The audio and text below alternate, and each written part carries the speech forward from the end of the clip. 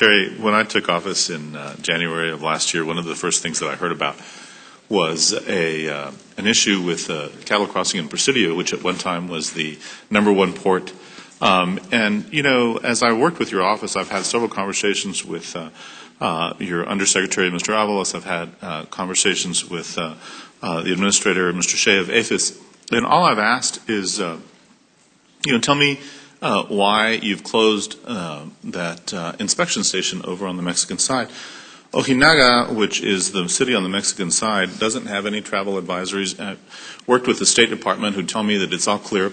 Having been a former prosecutor out there, I went with the law enforcement community, both federal and state, who tells me that there is not a problem.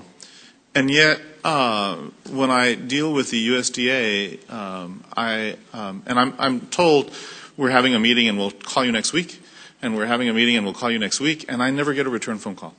And so, with all due respect, I'm getting the impression that there's some national security, and I'm happy to, reserve a secure room so that we can have a conversation about what is going on over at USDA, because I'm, in all honesty, pretty frustrated that I can't even get an answer. And if it's unsafe, I want to know that. I'd like to know why.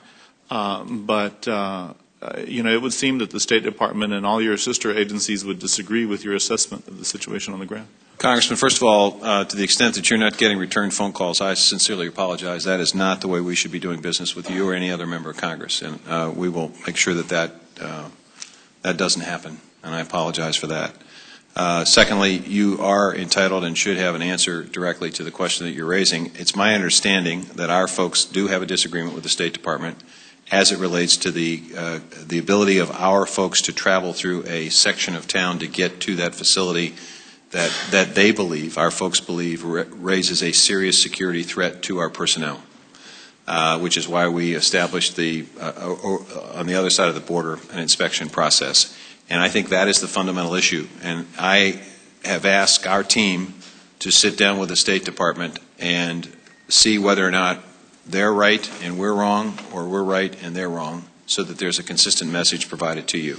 I can understand that it's frustrating, especially when one department says one thing, another department says something differently. All I can do is trust, in terms of what I do, I'm obviously first and foremost concerned about the public safety of our employees. If they have concerns, then I have to take them seriously. But they have to be justified and they have to be reasonable. And I will tell you, I certainly don't disagree with that. My frustration is that, you would think that you'd be able to get an answer within, I'm more than halfway through. This is like nearly 18 months into my term.